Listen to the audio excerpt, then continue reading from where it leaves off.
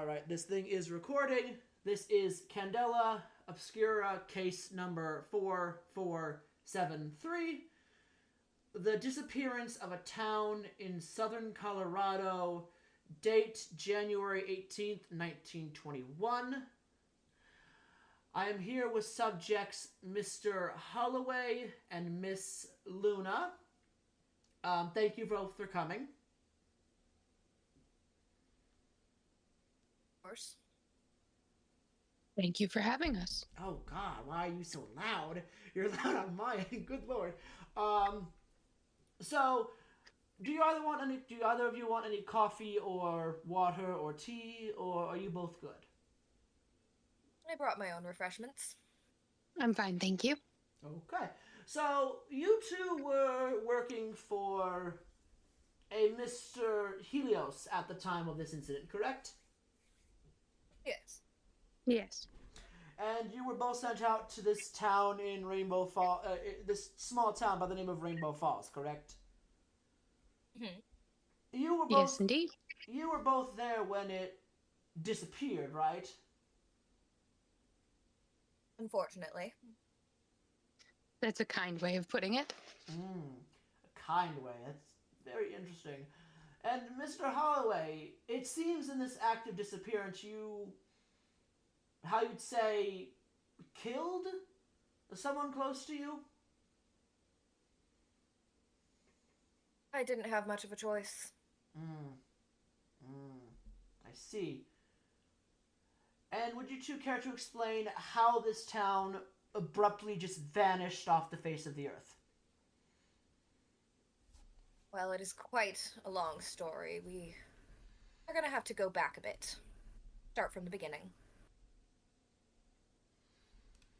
All right, and hello, ladies and gentlemen. Good evening, and welcome to Babyberg's Gaming Table. Welcome to what we are calling "Welcome to Rainbow Falls." This is a what are they called? The podcast ones, live action or I don't remember what they're fucking Actual called. play. Actual play. I know my words. I'm a true DM. But this is an actual play podcast where we are playing different mixes of different one-shots, campaigns, full-on campaigns. This is the first full campaign we're running. This is Welcome to Rainbow Falls. It's run in the Monster of the Week system. And all it mainly is D6s. D6s, I will just actually pull that up on my end because I absolutely need those. They will be able to pick up my typing, but it is okay. Clickety tap tap, clickety clack. Okay. No, I just need the rightest. I want the. What would it be considered? Rolls. Is it? Wait, luck, combat, help out, act under pressure. Okay, there they are. Calm moves or act under pressure, investigate mystery, kick some ass. That's what I need. I just needed my system in play. Yes. So I can know what I'm having you guys roll for over the course of the day. So I hope you guys are having fun because neither of you picked a good person who can drive a car. So Neither of us have a very good cool stat.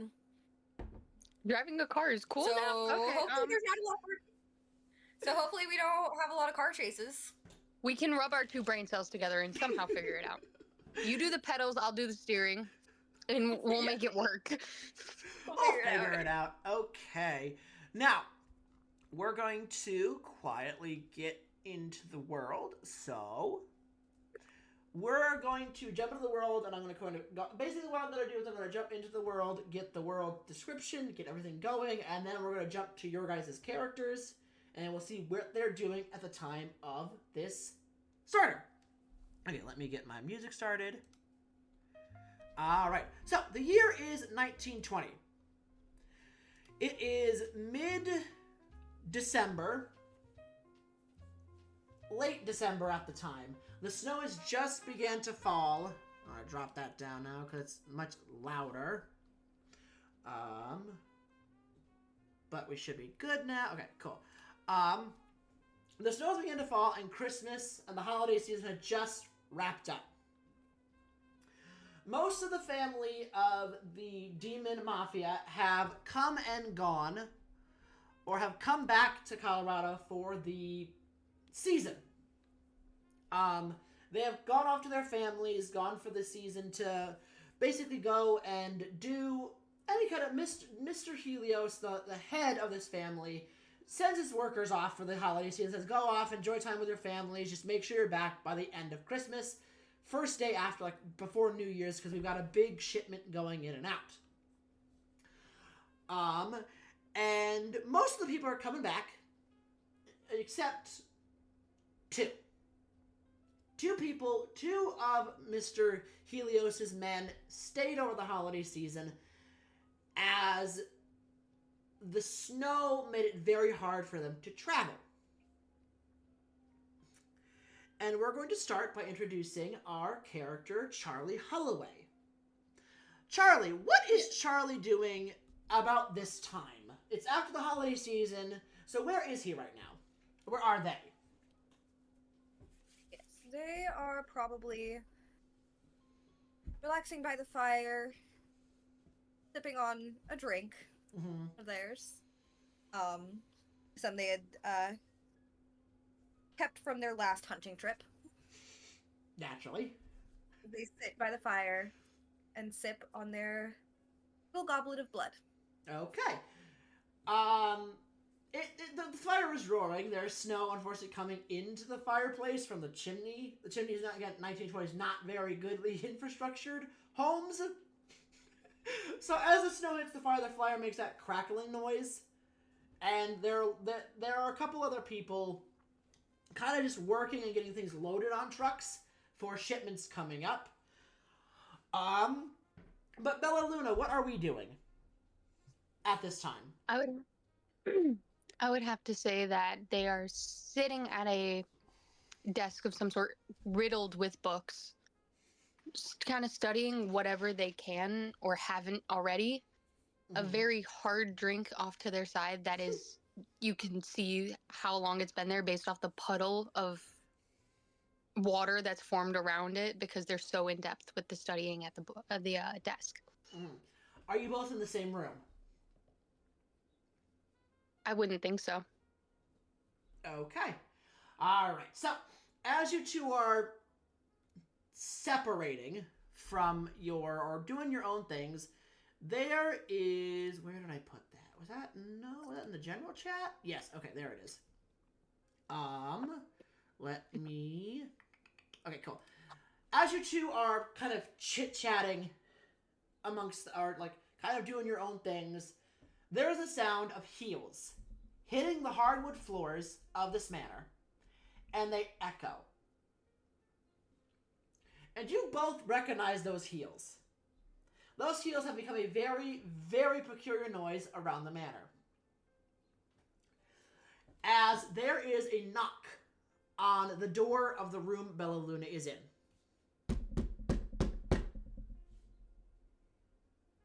You're muted.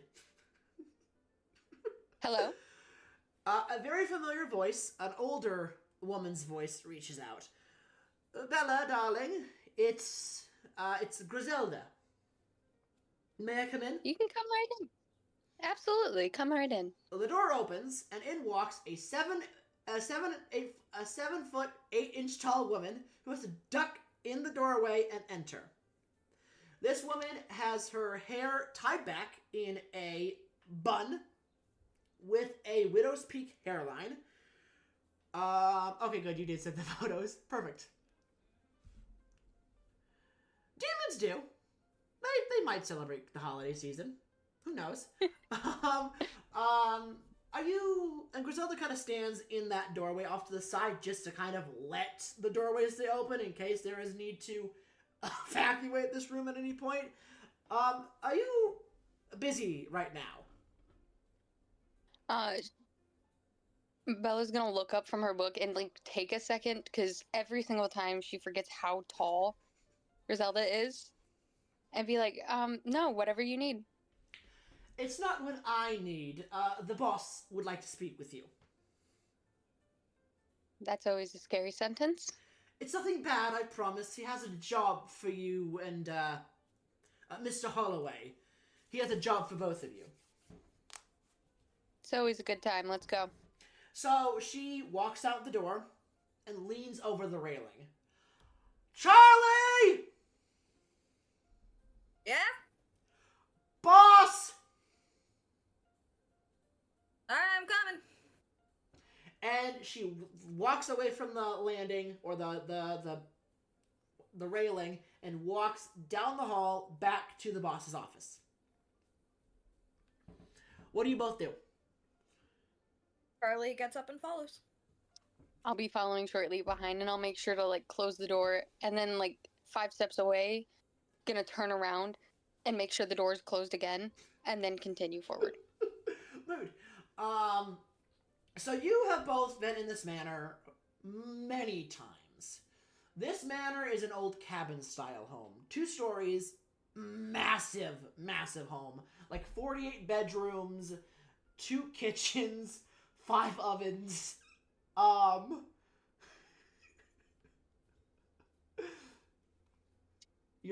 don't know if I couldn't hear that one. That was very. I was being quiet. I'm a man who owns owns 5 5 ovens. Because Mr. Helios fees all his members of the household. They all have their own private rooms, own private showers. He takes care of his people. The manor is normally covered in snow because it's in Colorado and you're in the Rocky Mountains and it's a lot of snow. However, in the back of the house, there is a sprawling greenhouse. Mr. Helios prides himself in his garden and makes sure that any of his men who want to go walk around the garden can do so. The greenhouse is normally off limits during the daytime because where Mr. Helios and his husband are drinking tea, enjoying their time, tending to their gardens. But in the evenings, it's open to the family. You guys walk down this hall and walk to a door.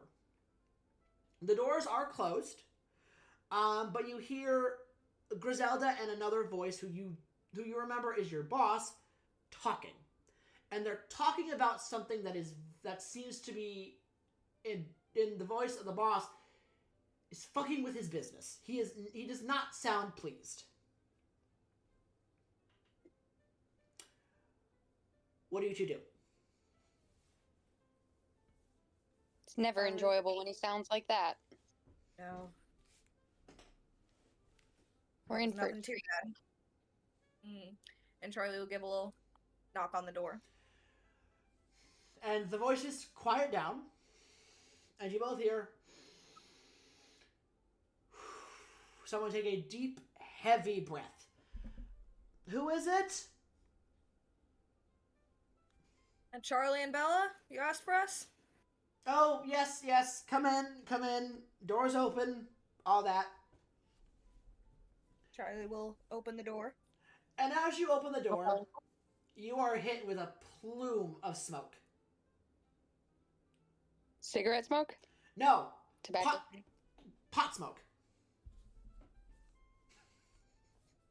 Colorado. Fair.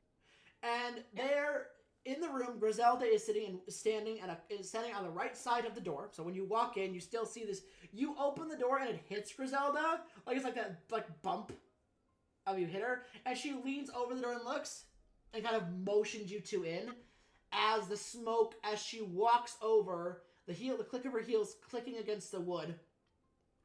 As she opens a window to let the smoke clear out. And in the center of this room, behind an ornate wooden desk, is a man. About 5'7", wearing a tweed brown suit and a purple tie. His blonde hair is slicked back, and he has a scar over his left eye? Is what we said? Left eye or right? It starts from his right eye and then goes diagonally across his face. It's a scar across his face. Both his eyes the green eyes are looking at the fireplace, and you both can see a glowing glint in those eyes as he puffs the smoke into the fireplace and turns to you two. And he looks distraught as he points to 2 chairs sitting in front of you both, or sitting in like in front of you. Have a seat, you two. Have a seat. Charlie will sit down. Okay. You're muted, Emma, by the way. That explains a lot. Yep, I'll go to sit down. Okay. So you both sit down, and John, your boss, Mr. Helios, reaches under his desk and pulls out a long ass file about like a foot full of paperwork. And he turns and looks at you two. And he goes, "You two have been in my business for some time now. Then you two know the business ins and outs. So, Yes. would you two, and I don't mean to be rude, I'm in a bit of a stress right now, as I would say, what is my highest import of my business? What do I ship the most of?"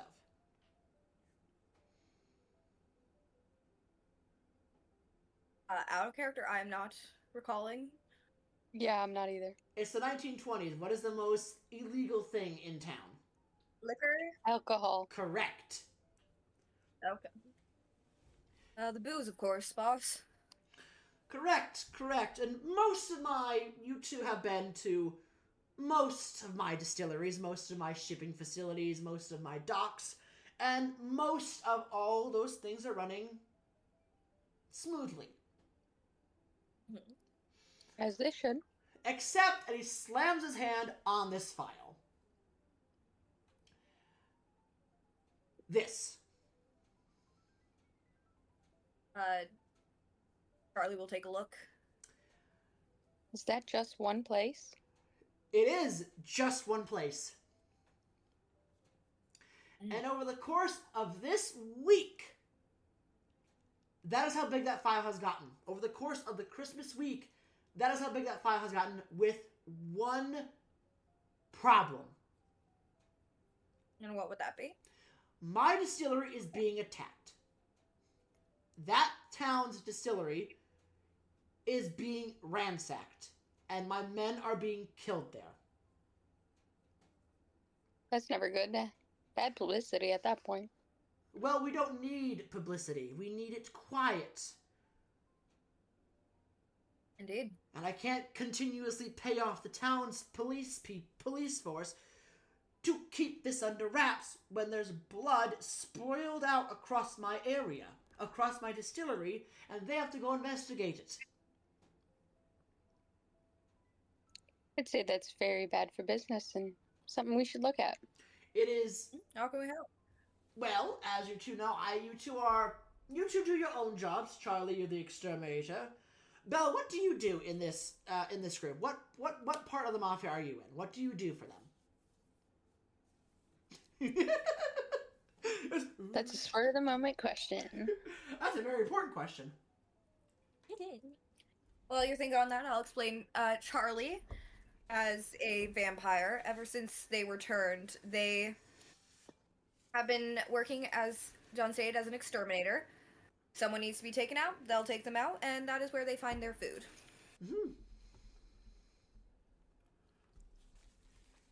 I would say Bella is more the research type, will go on jobs for helping hunt, but is more so interested in controlling or understanding targets. Okay. Stop dying over there. I ate a mint and it went to the back of my throat. Oh. But Charlie, you are my researcher. Charlie, you're my exterminator. You do a lot of the jobs. And of course, I give Bella the information to research the target and give it to you. But you two are also my investigative team. And you both know, because of your skills, you both work in your own separate departments, but John has you both hired on as a second job as an investigator in case something were to go wrong. That's why you were sent out to all these distilleries to make sure they're up to code, because John can't always go out there out of fear of being killed. Because as a mafia head, the police are always looking for him, are always looking for the leaders of the mafia to kill them. So he sends you two out to investigate any problems, to check they're up to code, and make sure that OSHA violations are not being had. Mm. Because he wants to make sure... He sends both of you to meet with the OSHA person and make sure it's up to code, but he also gives you both like a stack of cash to pay them off. In case it's not. Good man. Correct. But you two are my investigative department. Yes. That being said, Griselda has booked you to a hotel at Rainbow Falls. And Looks like we're heading to Rainbow Falls. You two are leaving tonight. Yeah. A car has been ready. Oh. You just need to pack your luggage. And you'll be heading there. And your investigation will start immediately when you arrive. All right. I want to make sure things are up to code. Our code, right? Of course, our code. What else? What other code would it be? There's any other codes of So, are there any questions before you two head off to pack your bags? Any idea what we're walking into? I don't know. And he opens the file. And John pulls 3 pictures from the file and sets them on the desk. And from your knowledge, as you look at these photos, it's of one of the brewers for John's distillery, one of the distilling distilling mechanisms to distill the liquor, and one of the trucks. The truck's tires are ripped to shreds, and there is a claw mark on the complete side of the truck. Something big did that. The distilling container, on the other hand, has several bite marks out of it. There are bite marks at the top and claw marks trying to get into it. And this would seem something of a bear, like a bear attack, but these claw marks are way bigger than what a bear would be. And then you have the distiller himself. There is nothing left of him. All that is left is a pool of blood and visceral guts. Basically, everything. This man was ripped to shreds.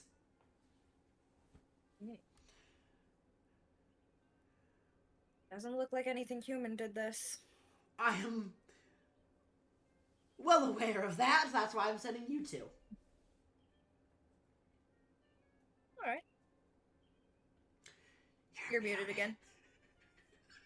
Sounds like we're on our way then. Any other questions? Or are you two good? Do we happen to have any targets in the area for me to feed on? Or am I to fend for myself? Fend for yourself. I would say if my distilling manager, Joshua, is not compliant, feed as much as you like. Understood. Thanks, boss. But he should be compliant. I hope. And of course... For his sake, I hope. Well, of course he is, for his sake. Because he knows I'm sending my best out there. Good. So, of course I'll have my men pack 2 shotguns for you both. As well as you will have your own supply of my, if you need them, and he holds up the joint, our little special shipments. Alright. So smoke them as you need. Good. And he waves you both off. Alright. Sounds good. As you two leave this room, Griselda ducks down and follows, and closes the door behind her. She walks with you both. I know Mr. Helios can be a tad bit eccentric when it comes to his business deals and attacks on his businesses. Yes. I would tread carefully here. Why do you say that? Normally with attacks, we are aware of what's going on. The Van Graff brothers have attacked our shipments before, and they've been dealt with, and we know their signs. We know what they use to attack. We know how they do it. We don't know anything about this. This has been the first time this distillery has been attacked. This distillery is pretty quiet, pretty shut in by itself. It's in a small town in the middle of nowhere. So normally there's no problems, but there's been problems as of late, and we don't know why. Okay, so tread carefully is what I'm hearing. Correct. We'll keep that in mind. There are phones in the car. If you need to get in touch with me or Mr. Helios at any point, you can call us. There are phones all over town. The distillery should have its own phone service, so when you figure out what's happening, try to reach us. Will do. And she hobbles off, walks off to go get things prepped and make sure the car is ready to go, leaving you two to go to your rooms and pack. So we're going to start with Bella. Bella, what does your room look like in this facility? How do you... John gives you guys free reign to decorate your rooms. How does your room in this manner look? When you first walk in, like on the door side wall, there's going to be complete bookshelves, the same with the other side. And then pretty much directly in front of the door, there's a long desk. It's got candy wrappers and books flailed across it. Some of them just started, some of them ending, some of them in the middle, and then it'll be a very like lowly bed. Pretty much just a bed, a nightstand, maybe a light source of some sort on the nightstand, and it's never going to be made. It's light blue bedding all over it, but it's just in pieces, and there's books on the side of it. There's old clothes from the day before, maybe a knife or two on the floor on the side of it, but it's not orderly, but there it looks to be, you know, the everyday habits of the person as you walk into the room. Mm-hmm. What does your suitcase look like? It's gonna be like one of those like briefcase styles with like the leather on the outside, brown leather with the buckles that buckle it shut, the small handle in the center of it, and it's nothing too large because you gotta pack light when you're going on stuff like this, especially last minute. Mm-hmm. So your suitcase is set on your bed. Griselda is the only one allowed in your guys' rooms. None of the men are. Mr. Helios is not. The maids come in, but Griselda has made sure that all that she has said when you join the group, do you want the cleaning service to come in and clean your room? I am assuming Bella denied that request. Fresh linen, I'm like hotel room service type, kind of? Yeah. Okay. So I'm gonna assume it would be basically just like linens and a light dusting, just because allergies, nobody likes that. Yeah. And but to pretty much don't pick it up because everything is in the middle of something. Okay. So Griselda's so the maid service comes in. There is new linen on your sheets, but your bed, your covers, your pillows, all your bed stuff has not been moved. All they do is they come in, they memorize how your bed is set up.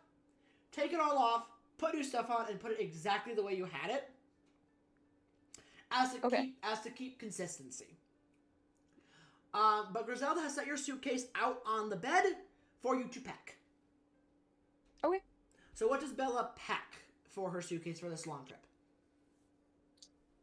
She's gonna grab a few books because if they have any downtime at all, especially car ride or something like that, there's gonna be entertainment. A few sets of clothes, a spare knife, the essentials for a small trip, assuming that this is going to be a shorter trip, just based off expertise and everything like that, maybe a few days. Mm-hmm. Okay, so you pack your stuff and you close your suitcase and head toward the main entrance of the door. And Griselda is standing in the doorway. And she goes, I am assuming you do not want your room touched while you are gone. I'd prefer not. If the bed is made and everything is dusted, that's fine. And the window right there may need to be cleaned. Can't really see out it anymore. Okay, we will make sure that is dusted. I am assuming you're going to want your spare key kept with me, correct? Yes, only you. Okay, so you have both. So it doesn't matter. You have both keys. In case, God forbid, you lose one of your keys on a job or out in the street, you have a spare, just kind of tucked away somewhere, in the manner for the reason of, in case something happens. So she holds out her hand for the spare key from you. She's gonna be like, oh, and like crawl under the bed a little bit. Like most of her upper body is underneath the bed, and she's gonna pull out a small little trunk that's underneath there, very small, and just kind of rummage through it real quick and finds it and goes, oh, here you go. And she takes it, she opens her suit pocket and drops it into one of her vest pockets. So she opens her suit, plops it directly in her vest, and buttons her suit back up. Is there anything that you will need shipped to the hotel that will not fit in the car?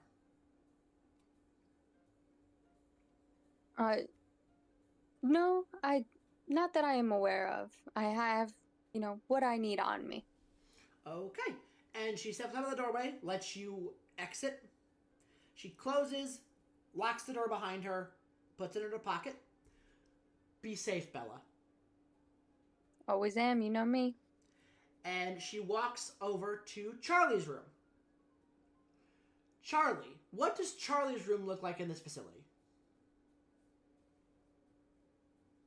It is very neat and clean. Charlie does let the cleaning staff come in. They don't let cleaning. They let the cleaning staff do whatever they need to do to keep it clean. If it were up to them cleaning it, it would be an absolute mess. They do a lot of work to keep it this nice. But as of now, it is nice and clean. The bed is neatly made. Decorated nicely, various knickknacks that they've collected. They sometimes take little trinkets and trophies from their hunts. So they have a various section of knickknacks and things taken from the bodies of their food.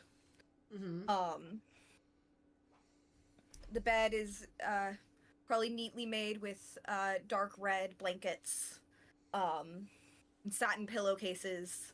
They like to take care of their hair and keep it nice. And they probably have a similar suitcase to Bella, though theirs would be black. And a little bigger, as they like to have a variety of outfits. Okay. Suiting whichever presentation that they would like. How many outfits does Charlie's room have a walk-in closet? Oh yeah, they have a lot of clothes. They pack a few like their favorite outfits with them. But if asked the same question of if they would like anything shipped to them, like yeah, I'm gonna pack some extra outfits just in case. They're quite fashionable. So you pack the essentials in your suitcase, and Griselda pokes her head in. I am assuming you want the cleaning service to come in as regular? Yes, please, Griselda. That would be much appreciated. Of course. Is there any place you don't want them touching while you're gone? Just under the bed. Leave anything under there. I'm assuming you'll have a supply to your needs being taken with you. Yes, and as you heard, the boss gave me permission to fend for myself, but I do still have some left from my last hunt. Of course. I'm assuming you'll want your fridge locked while you're away. Of course. Okay. And she pulls out a clipboard. What items do you want shipped to your house? What items do you want shipped to the hotel? Charlie will start listing various outfit items, a few extra pairs of shoes. They definitely packed their nice pillowcases, in their essentials. The satin pillowcases are very important to them. I get it. Their hair is important. They probably have some, like, hair care and beauty products, that they also would like shipped to them as well. Okay. But they start listing off all the things that they're like, yeah, this, and this. Oh, and that too, yes. Okay. And I did want to let you know, the order from the our personal designer will be in on Tuesday. Do you want that shipped to the hotel too, or to stay here? Let's have it shipped. I want to try it on as soon as possible. Okay. That being said, Charlie is non-binary. So what outfit did they get custom designed with Abigail paying for it? Abigail has paid for, or not Abigail.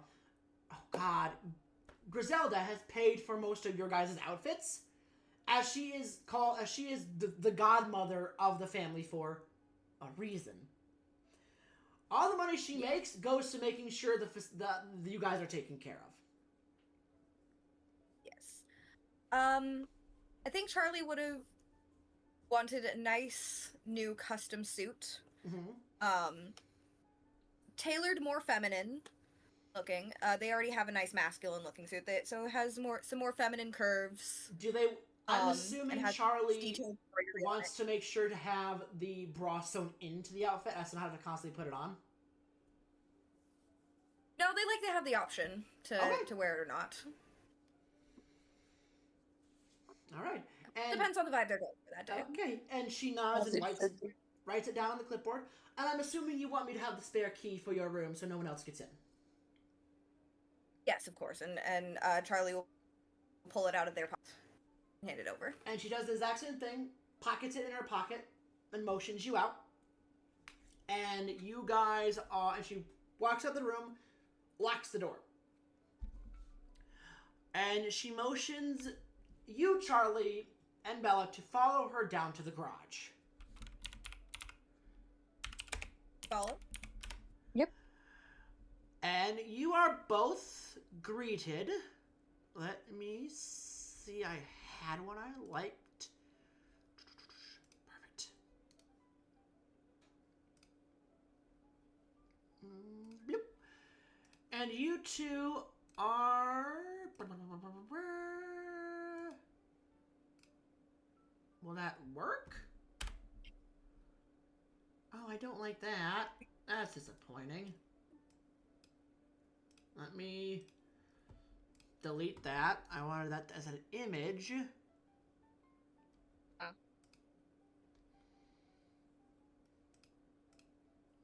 Come on.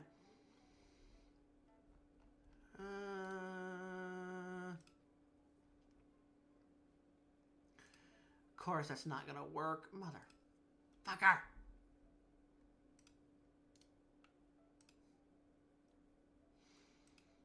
There we go. That's what I wanted.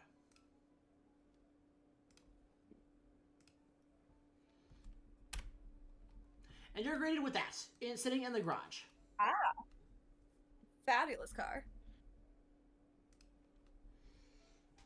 Oh, gorgeous. Griselda says, Mr. Helios requested you to have one of his personal vehicles for this job, as it fits more...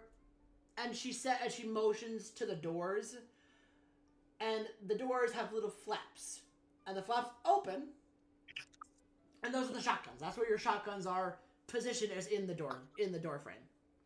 It has more safety in case you two get pulled over. And she holds up the keys. So who's driving? Do you know how to drive? I mean, I know how, but I don't. It's not my favorite. I'm a bit rusty. It's been a while. Rock, paper, scissors for it. Deal. Scissor has to That was awful. Hold on. Yeah. Rock, paper. Okay. paper. On shoot. Rock, paper, scissors, shoot. Yeah. Yeah. Okay. Rock, paper, scissors, shoot. You're driving. Okay. So Griselda All right. looks at you both doing rock, paper, scissors, shoot, and she goes. She takes her fingers and goes, "Oh my God, you two are childish. Just one of you drive." I'll do You it. want It's us to fine. make it there, right? And she drops the keys into Bella's hands as Bella lost. Oh yeah, Bella did. Yeah, I won. So we did decide loser. I'll do my You got best. this. And she sighs and goes, "You could just flip a coin," and pinches her nose as she walks out of the garage, It's more fun. leaving you two to pack the vehicle and chit chat as you get ready to go. I love her, but she needs to learn how to have more fun. Always. This job can't be so serious. Not all the time, at least. Need a little Yeah. whimsy. I'm gonna fumble with the key to try and get the trunk open. Like, I try and enter it upside down into the trunk keyhole and be like, hold on. Okay, yeah. What should I roll for that?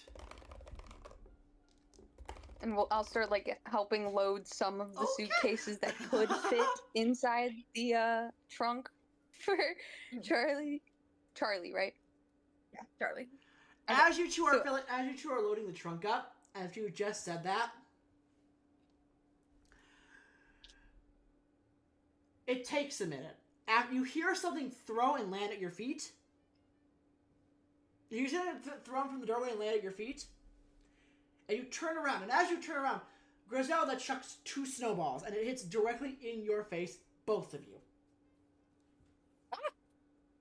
As she stands there That's and goes, "I'm sorry, what about this me not having fun, Charlie?" point taken.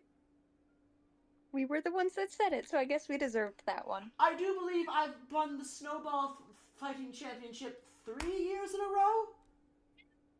You're on when we get back. Oh, am I? Am I? I will make that a note of that. And she smirks and walks back off into the house. I'm gonna turn to Charlie and go, we kind of deserved that one. Yeah, we had that coming. But at least we know That's she fair. loosens up now. Werewolf, she's I should have known she'd hear us. Fair. I'm gonna finish trying to shove as many of the suitcases into the trunk as I possibly can to help Charlie's Charlie. gonna try, but then eventually shrugs. Oh, I guess these ones will have to be shipped over later. It's fine. Well, There's a few more that don't fit. there's room in the back seat. This car's got 2 front seats and a back seat. Oh yeah, that'll work. We'll start loading more in there. Yeah. Tetris this shit. Yep. Oh yeah. As many Charlie's as I gotten better at, can. like, organizing as many bags as possible. I'm just a muscle.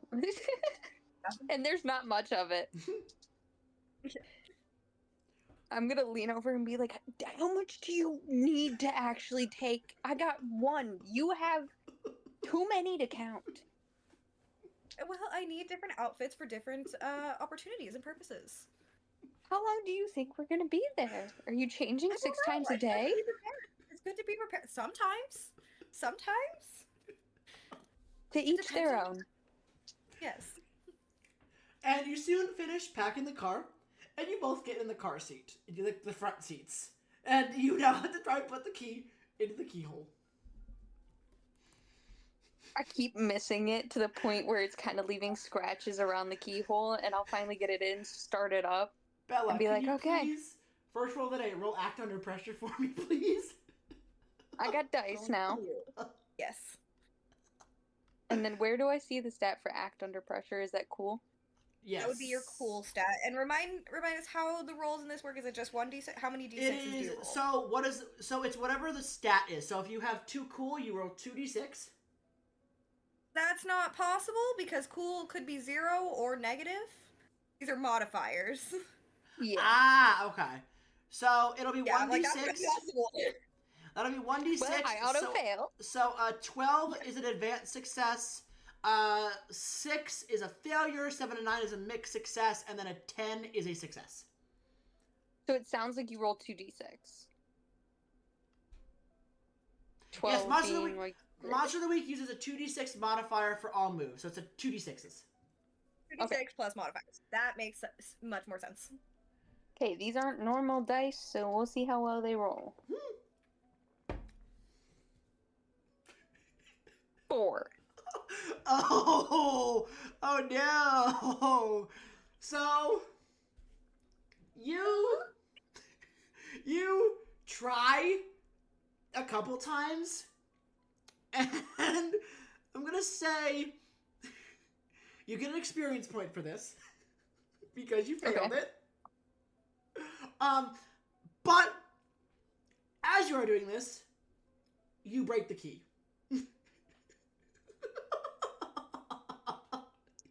Hold on. I've read something about this. There's wires somewhere. I'm not sure where. Nor am I not sure which ones. But if we touch them together, it'll start the car. You remember also that Griselda also keeps spare keys for all the cars on her person at all times. But that requires talking to her and telling her that we broke it. Yeah. Do we really want to disappoint her after she just hit us in the face with snowballs? I feel like that's just icing on the cake here. But the other option is me permanently breaking the car. Yeah, I feel like it's probably better to take the blame now than worse blame if we actually break it worse. There are intercom systems throughout the manor, including the garage. So you have to do is hit the intercom speaker and speak, and she'll hear you from any room in the house. I'll get out of the car and go over to the intercom. Hey, Griselda. And there's a moment of silence before Griselda goes, "What did you do?" I broke the key. And there is a very long silence. During that silence, I'm gonna look over at Charlie and go, "She's mad." And you hear the sound of angry heels clicking against the snow as she walks toward the garage. Let's get prepared for this one. It's my fault. I'll take it on this one. And as she walks in, she's carrying a newspaper rolled up. Of course she is. And she looks. Now, before I hit you both, who did it? It was me. I told you I was rusty. Rusty enough to break the key in the keyhole. It wouldn't turn, so I kept going. Did you try turning the wheel to unlock the key mechanism first? That's a thing? And she walks over and baps you on the head with the newspaper. Again, deserved. If it wasn't a thing, would I mention it to you? You tell me that now, after the key is broken. And you both notice her teeth and her glowing yellow eyes, as she is not happy. And she says, "You better not break this key, or this car will be out of commission until I can request replacements. Do I make myself as monosyllabic as possible?" Understood. Yes. Charlie, and she walks over to you and baps you on the head too. That's for not trying. I didn't do anything. That's for not trying to help her. You could have helped her, and you didn't. You sat there. That's fair. That's fair. And she turns to you and plops the key into your hand. Give me the broken one. I'm gonna try and take whatever fingernails I have to kind of pry out the little bit of key that's stuck in the keyhole. And then the broken piece that's still in my hand and drop them both in her hand. She closes it around her fingers, and just walks out of the room. You want me to try this time? Do you still want? I can still drive if you just want to do the whole key thing. Yeah, I'll try the key this time. Okay. Roll act under pressure, You Charlie. know, all things considered. Hmm? All things considered, that went better than I expected. Yeah. I mean, she could have hit you. Could have hit us with something worse than a newspaper. That is a 6 and a 2, and my cool is 0, so that's an 8 total. All right. So it's a big success. You get your goal, but with a cost, risk, or complication. What do you want? Do you want a cost, a risk, or a complication? Complication. Okay, I was gonna say if you took a cost, you'd break a nail. Oh, I'm not risking that. These so, babies are... So it takes you a couple times to get it in, and you turn the wheel just enough. You hear a click, and you start going, ding, and the car's going, da na na na na na, doesn't start, da na na na na na, nope, da na na na na na, nope, and finally after the fourth try, and the sound of heels starting to come back toward that garage, the car works to life. Get it quick. The car works to life, and Griselda stands there. And she goes to both of you and walks back into the house. Yeah, let's get out of here before she can get in trouble let's again. go. Let's go. Let's go. All right. I'm gonna try and pull out of the garage without hitting anything, hopefully.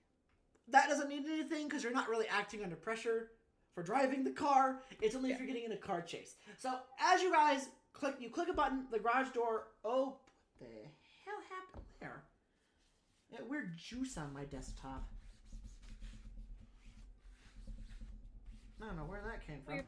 Oh, I think my burgers are leaking. No, weird. But so you guys open the garage. As you open the garage door, the hood of the car is still down.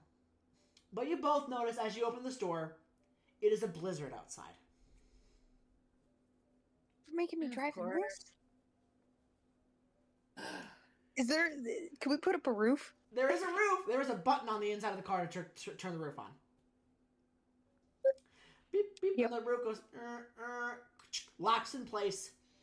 The lights click on, the wipers start going, and you are off.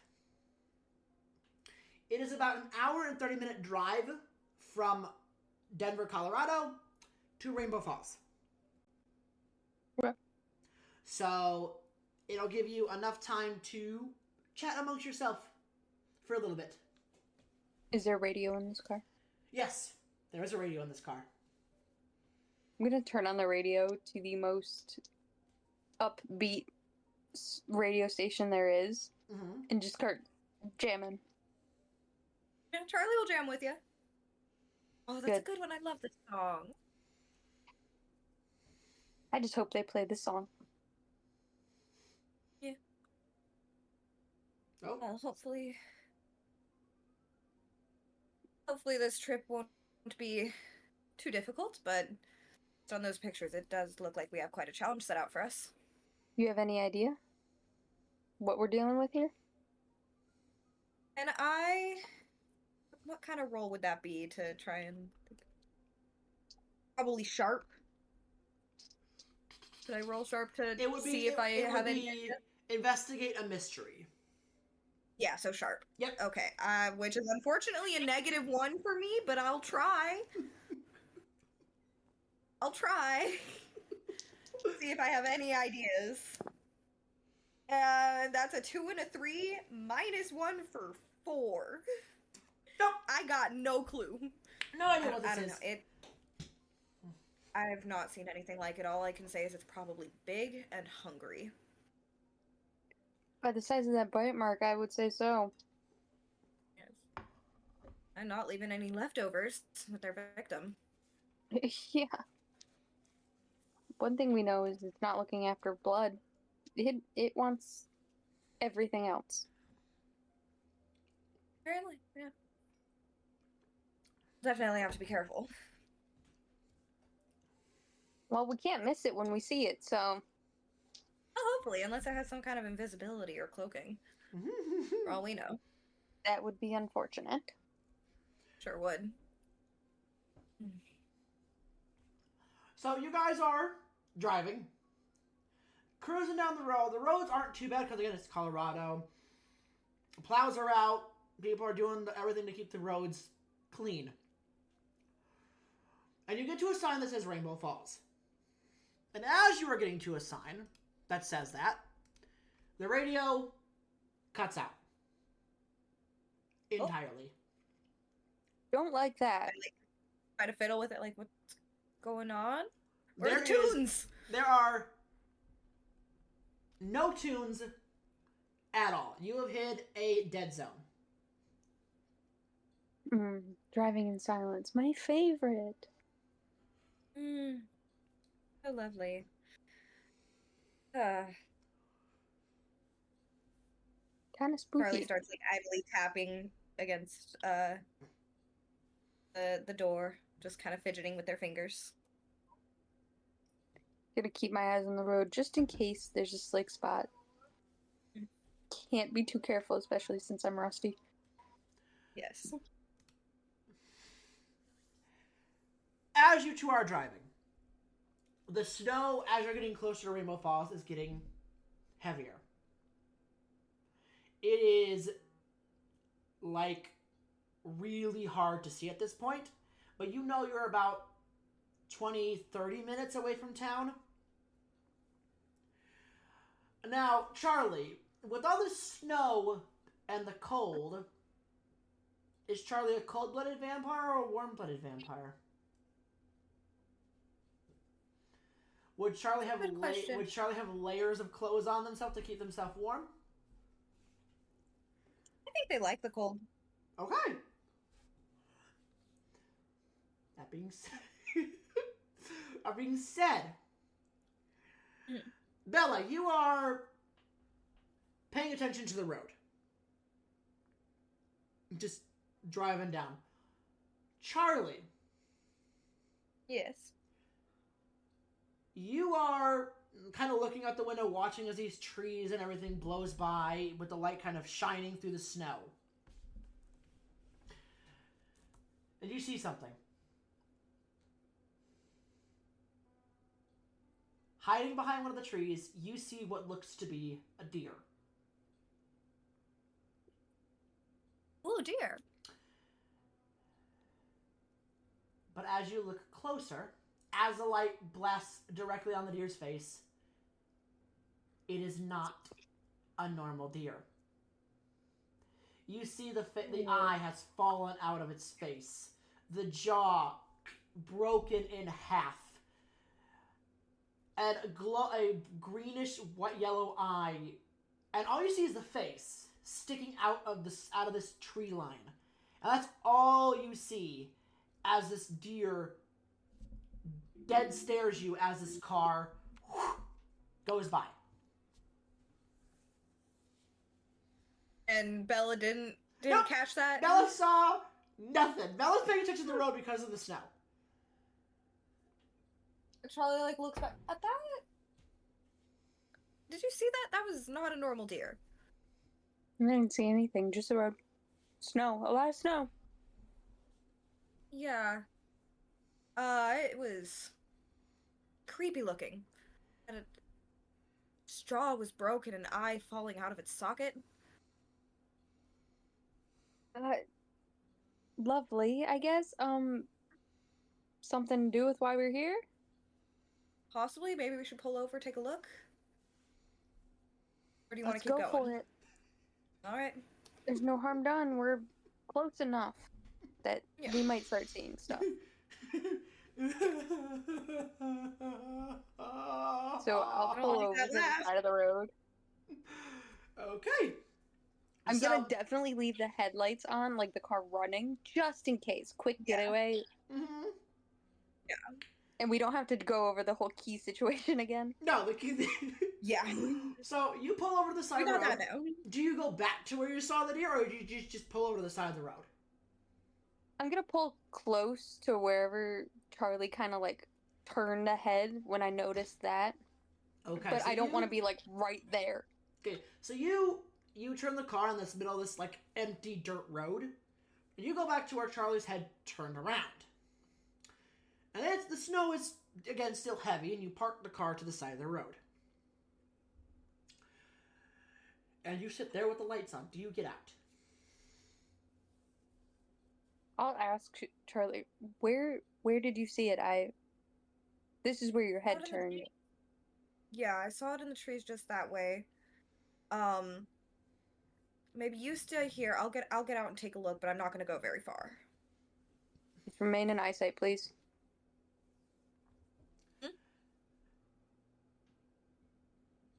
All right. Charlie will open up the door and get out and take a look. They're not gonna walk very far from the car. They're just gonna look around, see if they can still see it. Door opens, and are you walking around the car to see if you can see it, or no? What is Charlie doing as he steps out of the car?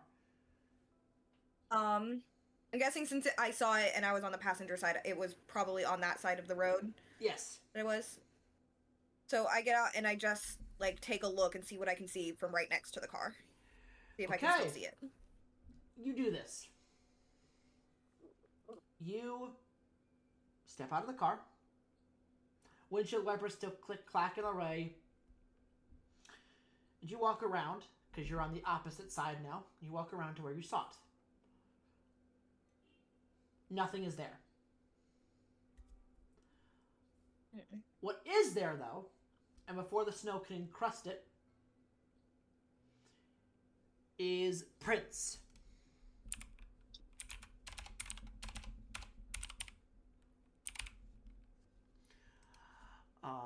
Let Like me deer see. prints? Huh? Or something different?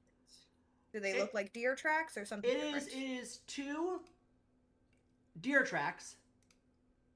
Huh? Let me 2 sets of deer tracks? Nope. Just one set of deer. One set of deer tracks. Okay. It is 1 set of deer tracks. And 3. So, you're just kind of standing there. And you look down, and you see the hind legs of a deer. The 2 back legs. And then in front, 3 on either side where a deer's front hoof should be. Claws. 3 claw marks in the snow. Strange. Would we have been able to bring like cameras to take pictures of any evidence or anything? Yep. Charlie's gonna want to come back into the car real quick. I found some strange tracks. I'm gonna take a picture now. So Charlie will rifle through their suitcases until they find the one that contains the camera, and take out the camera and go to take a picture of these tracks. Okay. Let me see. Okay, so there is... So in this world, they are Polaroid cameras, but they're 1920s themed. So they're designed... Mr. Helix ordered them over from Europe in the reason of, I want instant pictures taken of things. So they're like normal 1920s camera, like the ones you put on, like you can hold up and click, or like a whole ass that you have to put on stick and take a picture of it, but it prints the photo out immediately. Yes. So you go to take this photo. You take a couple photos. Click. Nothing. Normal deer tracks. You're doing this before the snow encrusts these prints. Yeah. Click. Another one. And you move to the left. Click. And as you click, you see the eye of that deer again. Further back in the woods, staring at you. I stare back at it. The eye looks at you from it, and it peers its eye out. And a deer head is what you see. But the horns are bent and crooked. The eye has fallen completely out of its socket. The other eye is just staring blankly. The sharp teeth of this thing are peering out of its face. Blood is encrusted across this thing's face as it stares at you. One more click. I like slowly raise up the camera to take one more picture. Jeez. And as you click, a huge growl erupts through this forest. Bella, it takes you a minute. You see the flashing lights of the camera going off. Click 1. Click 2. Click 3. Pause. You don't see it at first. But it takes a minute, but you see a glowing eye in the darkness. Further down from where these tracks are. Click. You see the flash of the light, and you hear this roar echo through this forest. It is not a normal roar. It is something you've never heard before in your life, as this thing echoes through the forest. Charlie? Charlie, this thing just roared at you. What are you doing? I'm gonna back up Just towards getting the in car. the car. Yeah, I saw the creature. I got a picture. It's not happy. You hear, Get in the car. and as you are stepping back toward the car, boom, boom, boom. The ground is shaking, and Bella, you can feel it in the car as the ground is shaking and getting shakier and shakier as this thing is beelining to you.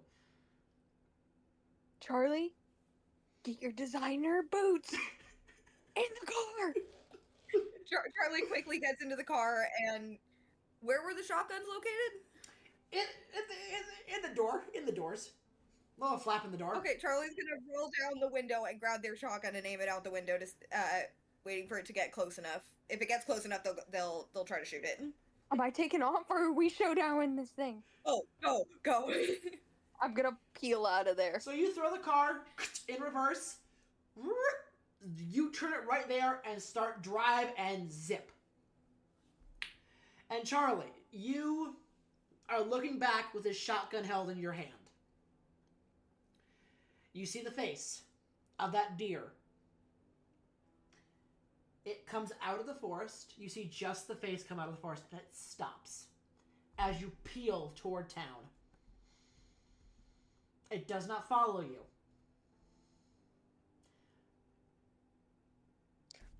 That was extremely close. The pictures, did you get anything?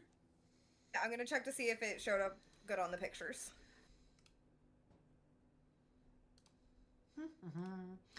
Give me uno momento. Of course, I'm still catching up on my notes, so that's fine. Let me see. I don't know if that will show up. Let me... Oh, excuse me.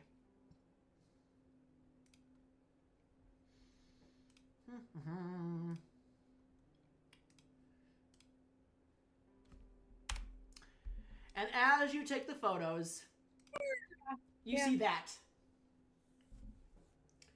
in the pictures. Did you get anything? Yeah, I got it. Never seen anything quite like it though. I don't like the tone of your voice. Hey, yeah, it's real creepy looking. Are you gonna show Bella the photo? Because you're not showing her the photo. You're just going, yeah, it's pretty creepy. Yeah, I'm gonna show. Am I still driving? Yeah. I'll wait till we're at a light, and then I'll show you when we're at a good stopping point. But it's not looking good. You hit a stop sign. I'll stop, and I'm gonna assume there's nobody behind us because we're on an empty road, probably middle of the night. I'm gonna look at the picture and go like, "This is gonna be bad." Yeah. Usually, when they look real creepy, they are real creepy. that roar and those big booming footsteps. Not good. Not Yeah. good. You had said that there's a phone in the car. Correct. I'm gonna give Griselda a call, let her know what we've seen. That's probably for the best. All right, so you tap a button on the phone, which is auto-dialing to the manor, and Griselda picks up. Helios residence, Griselda speaking. Hey, Griselda, it's Charlie. Have an update for you. We're almost into town. Mm-hmm. We had to stop on the way as we saw what we think the creature responsible for the attacks. I've been. Okay, and what did you see exactly? I will describe the creature to her. Okay. So you describe what you took a photo of this creature with a deer-like I'm body. like looking at the creature and describing it. Rib cage, skin off the rib cage completely gone. Yes. Do we have a fax machine inside of this car? No. They were public in France in 1865, so it was a long shot, but I was hoping. Not in My weird history fact of the day. Not in the car, but you know that the distillery and the hotel should have a fax machine in it. Could fax it to her too. So like quietly so she doesn't hear me talking and listening to the phone call. As you describe this monster, you describe it, the face you saw, the fur of the chest completely gone, the rib cage exposed, blood and claws. It's quiet.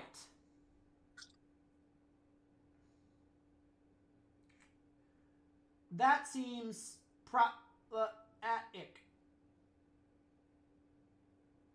Sorry, you're breaking up a bit?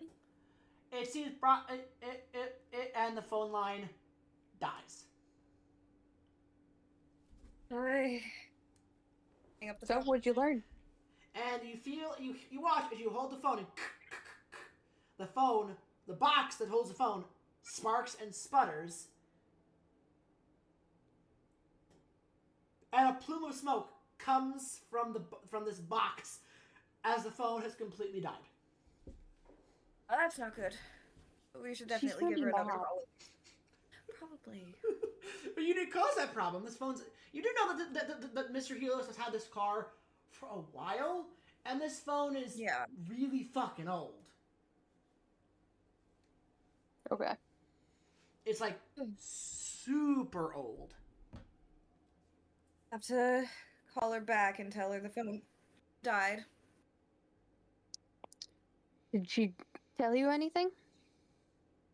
She was trying to say something, but then the phone cut out.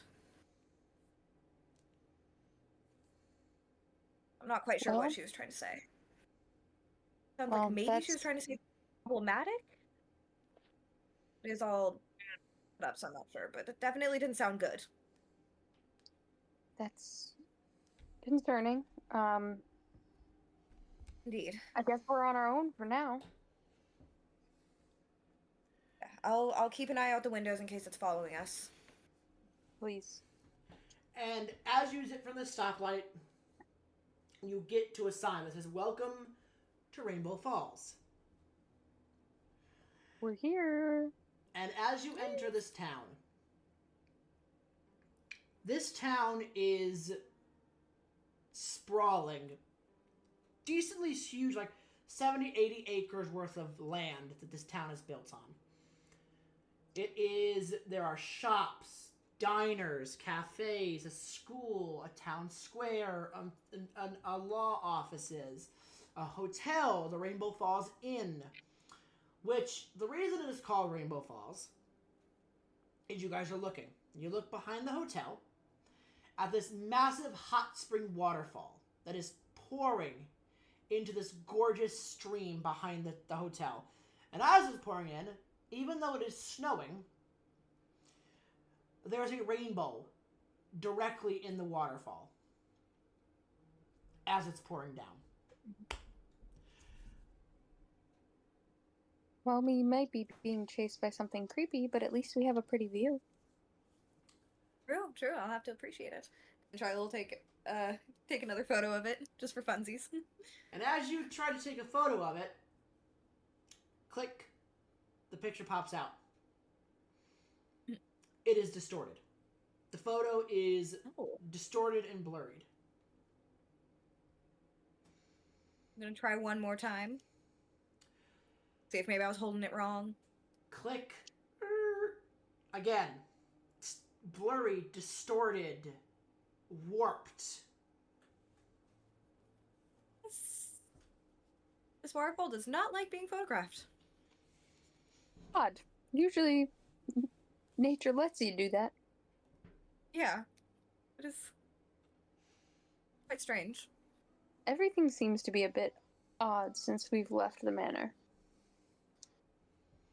Quite agree. Bella. Can't I help wonder if it. any of the ten know anything about this. I'll have to see. As you pass through this archway of the city that says, "Welcome to Rainbow Falls," it takes you a minute. As you get closer to the inn, you feel a tingle all over your body. You feel your powers. You can feel them, but you feel a overexertion of energy as you drove into this town.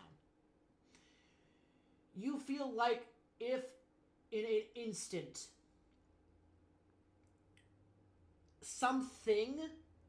there is a plethora of some energy encompassing this town.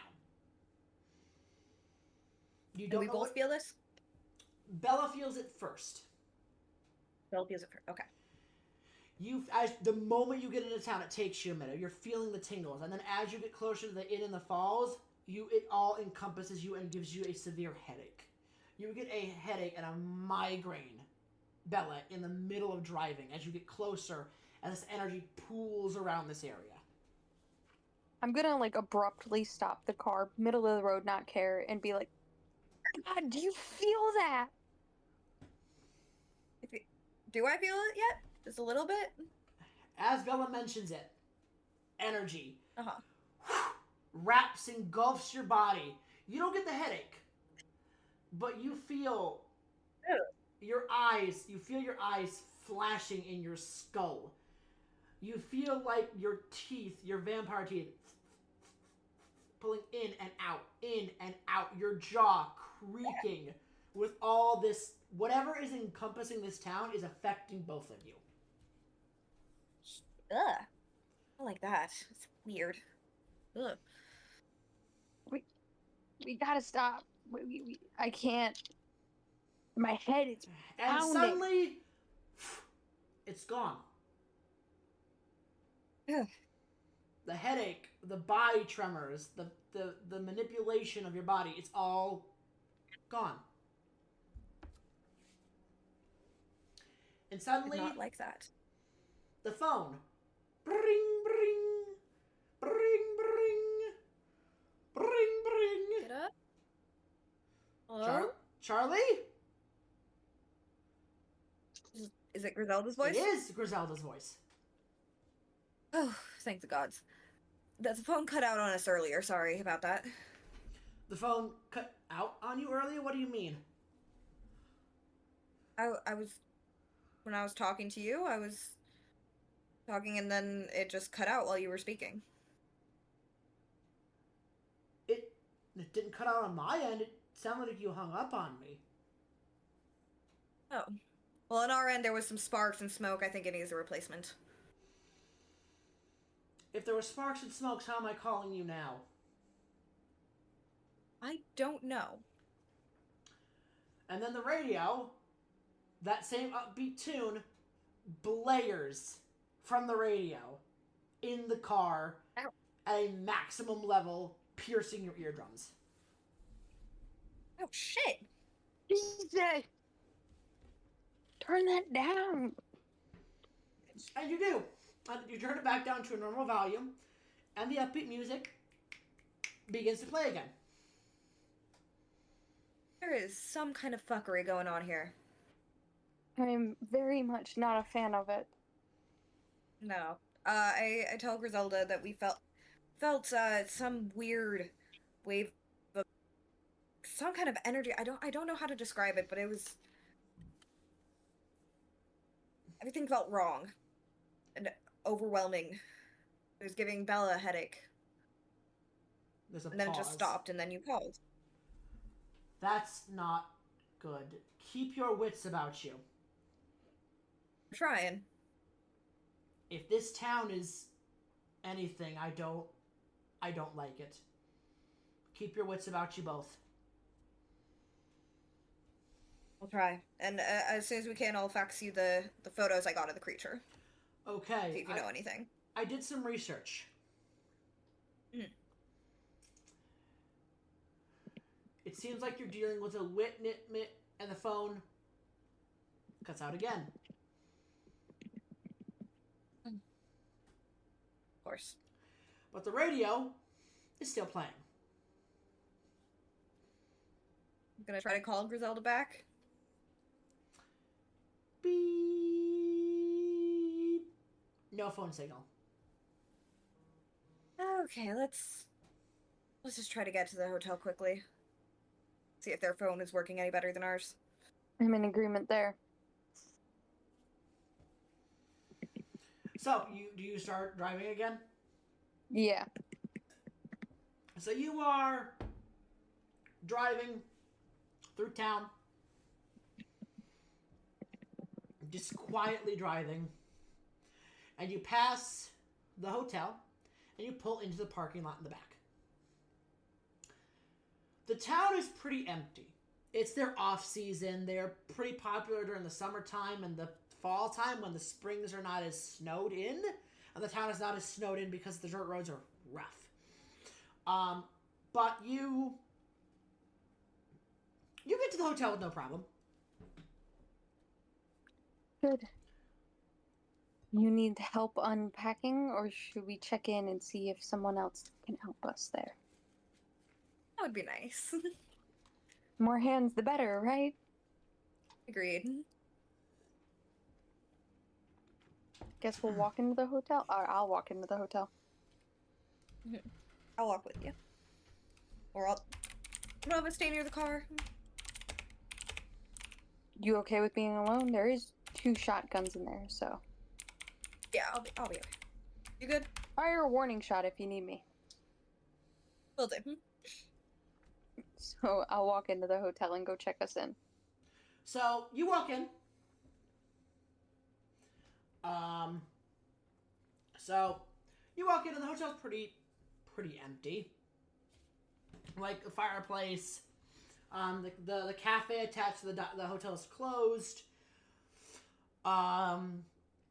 There is just sitting a younger, mid-20s, early 30s lady sitting at the desk, kind of writing and typing on a little keyboard, typing in like information and on the phone with clients, on all that jazz. She looks up at you, and she gives you a 1-minute finger, and she finishes with the client and looks at you.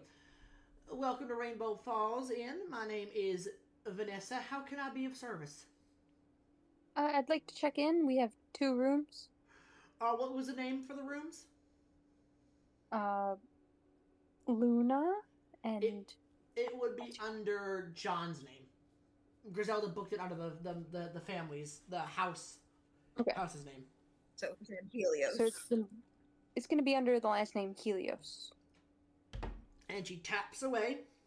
Click. I see two suite rooms on the top floor of the hotel, paid in full. Do you have a license plate number for your car? Do we? Yes, the license plate number is ZXA1-9.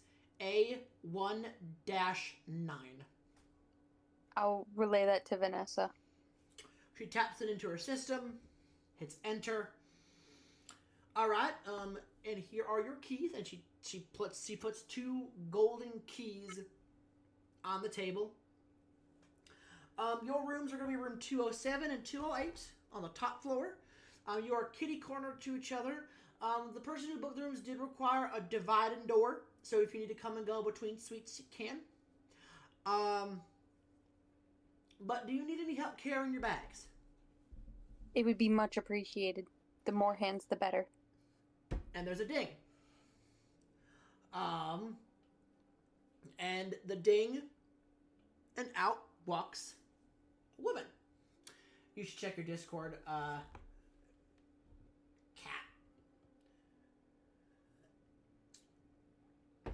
Because I had a question.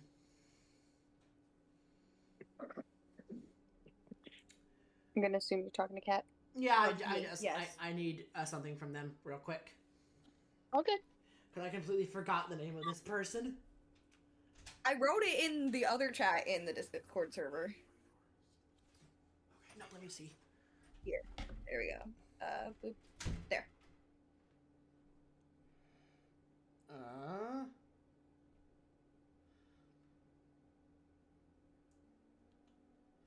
I'll be right back. I gotta do something real quick.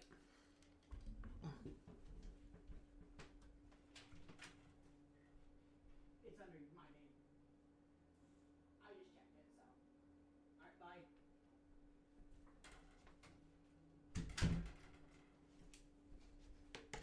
I'm back.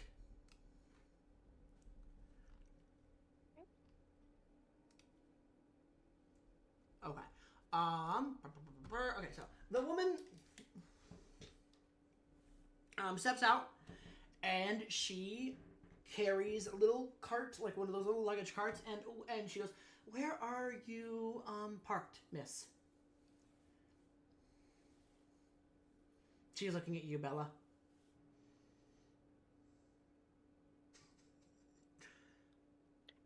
We're just right outside in the back lot, round the corner.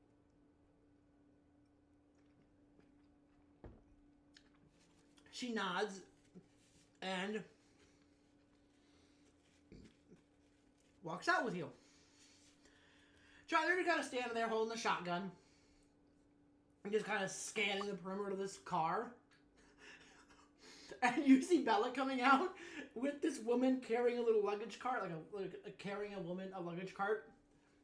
And you see Bella go, "Put it away." I put it away. Put it away. And this woman walks up and goes, "Good evening. My name is Lenora. I will be the one helping handle your luggage. Would you mind just putting all your luggage into this luggage cart for me, and I can help you take it up?" Of course. Thank you so much, dear. I'm very cool. And Charlie starts loading up their luggage. I'm gonna pull my one suitcase, put it off to the side, and then start helping load the rest of it in. And Lenora looks. "I'm assuming all this is yours, miss?" And looks at looks at Bella first, not clocking whose luggage this stuff is, but looks at you, Bella, and goes, "Is this yours, ma'am?" No. This is all theirs. And she looks, We're quite the opposite when it comes to packing, but they like Each their different.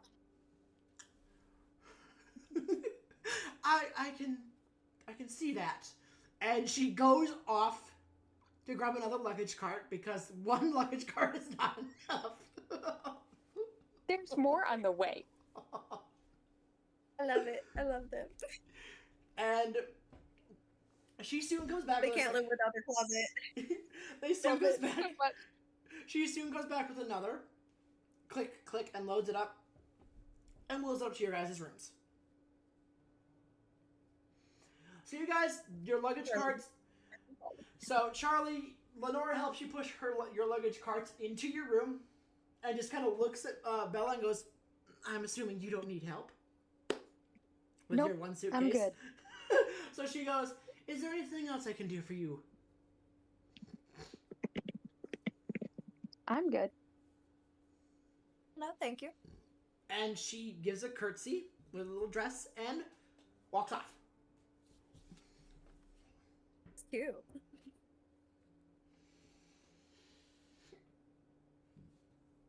So now you two are, you guys know you have about, you get some downtime, a little bit to relax in town, kind of do things before you go off to investigate the distillery. So you two are just kind of chilling. Bella, you basically just unpacked your whole suitcase. It's just one suitcase. You're unpacked. And you hear from just the wall, because the wall's really thin, Charlie, click, click, click, click, click, click, everything being put away in their just closet, just.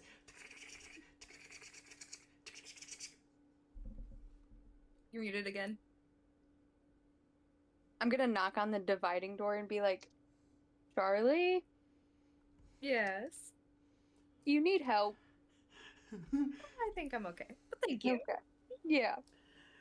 So now, after Charlie is finished with Penny, you guys have some downtime. This town is pretty much open right now.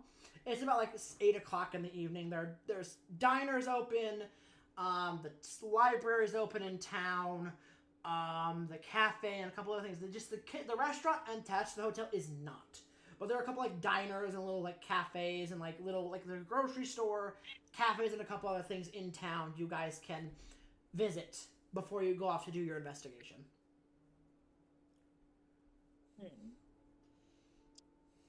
Well, I am getting a bit hungry, but I did bring some nourishment with me. Mm-hmm. Would I know, like, do you eat still, or is it just blood? I think I don't need to eat, but I do enjoy food sometimes. It's for enjoyment more so than For enjoyment, sustenance. Yeah, exactly. Yeah. I need the blood for sustenance, but I can enjoy a good meal and a sweet little treat every once in a while. Mm-hmm. Just doesn't do much nutritionally for me. Cafe? Yeah, sounds good to me. Or diner?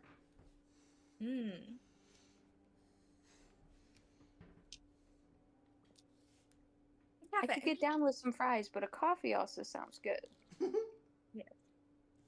Well, a diner would normally also have coffee, so could get a bit of both. We could always ask around, see if anybody there sees anything as well.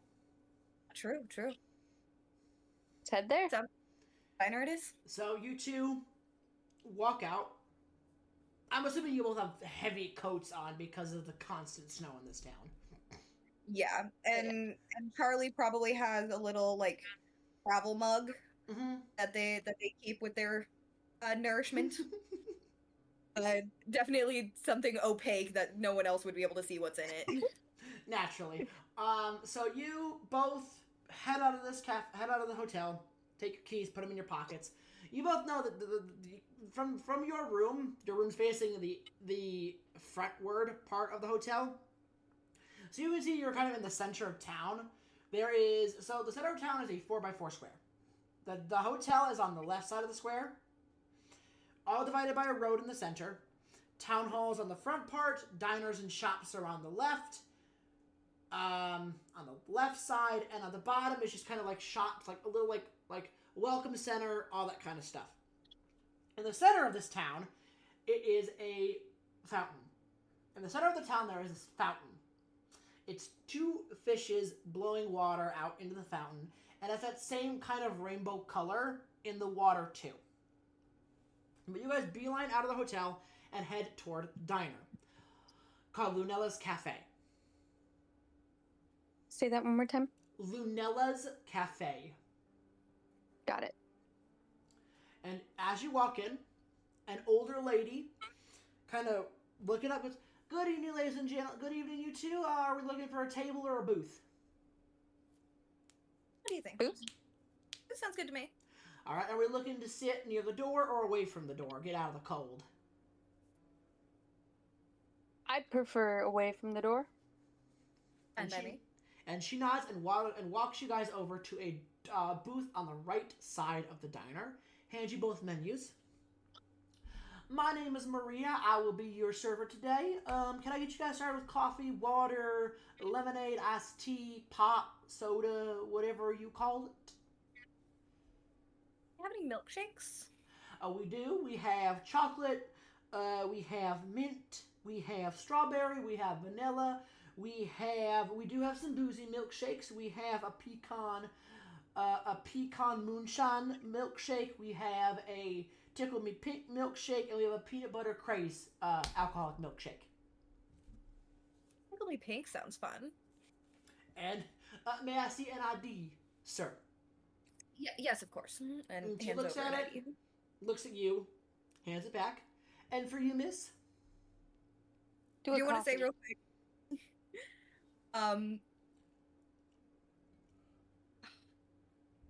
With my ID, so I look to be in my 20s, for sure. Would I have an ID that reflects that age, or would I have an ID that is reflecting my actual age, which is definitely older than 20s? You would have an ID that reflects your age of 20. Okay. Yeah, I'm in my, mid-20s is what my ID reflects. Yep. Okay. So and for you, miss, and she looks at Bella. Just a coffee. All right. Lots of cream, lots of sugar, please. You can just bring it to the table.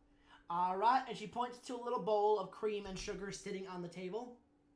Oh, thank you. Fill as much as you like. And I'll let you guys get a minute to look over the menu, and she walks off. Don't see anything weird yet.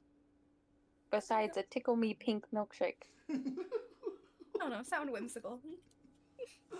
Fair enough. You have to tell me how that is. Will do. I'd like to just look around the cafe as I'm sitting here. Okay. Perhaps a sharp roll. Yeah. See if I notice anything interesting. Yeah. Okay. That would be a 10 if not for my -1 sharp, so it's a 9. All right. So that's a mixed success. You look around the diner. It's decently empty because it's like about 8 o'clock. Most people are home for the evening. Not many people are out. There's a busboy in the back. There's a cook. There's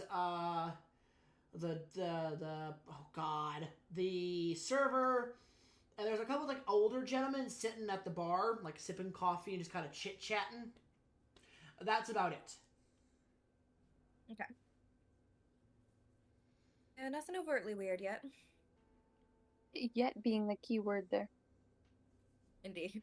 And soon your server brings back your coffee. Thank you. Your drink, your tickle me pink drink. It is a pink milkshake, a strawberry milkshake basically, with grenadine, strawberry daiquiri syrup, and vodka. Fabulous. And she sits down. Are we ready to order? Are you? Yeah. I'm good. Go for it. I'll get whatever your special is today. Our specials are Southern Comfort, a chicken fried steak with gravy, mashed potatoes, and potatoes. Oh no, gravy, mashed potatoes, and green beans. Green bees. Beans? Green bees? Green beans. Bees? Green beans. I think you should avoid the bees. Yeah, best. That sounds delightful. I'll have that. All right, and for you, miss? Just do some fries, please. All right. And she kind of walks off again.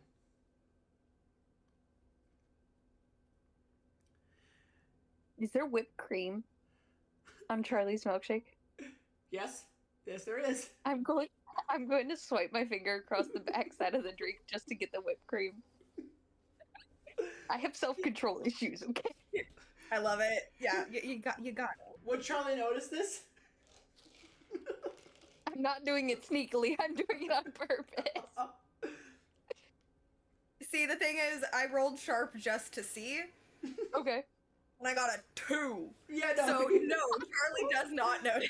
You're looking out the window, Charlie, as Bella just takes some whipped cream. And then just idly sip my milkshake.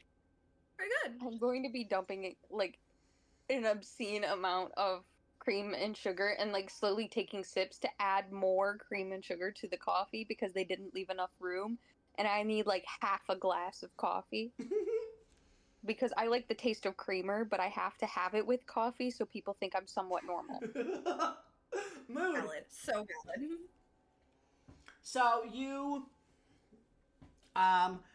so it, as you guys are kind of sitting here, kind of chit-chatting away, you both look out the window at that snow, and you see just behind the Welcome Center a building with smokestacks. Smoke pluming out of them, and a very familiar demon image painted on the smokestack. Familiar? That's like the family's logo, to let other family members know, hey, this is where this distillery is. And because of all the snow, no one can really see it at the bottom, so they painted it on the smokestack, which is constantly lit up. Okay. So you know where the distillery is now. Probably where we're heading next. Oh, yeah. We should wait till the morning, though. It's quite late. But you both remember... And I don't really want to fight whatever that thing was in the dark. You also remember Mr. Helios and Griselda wanted an investigation started when you got there. Yeah, they did want us to investigate immediately. Because the distillery was... stuff in the dark. The distillery is... So it looks like nothing outside of town a little bit. So the distillery probably is not closed during the day. All operations are run in the evenings. Okay. Probably not still there. Let's finish eating first, though. So you guys We got a little bit of time. Eat, chit chat. Are you gonna be good after one drink? Just in case. Yeah, my tolerance. Yeah. Oh no, my tolerance is high enough. Don't worry And about me. Charlie and Bella, both roll me investigate a mystery, please.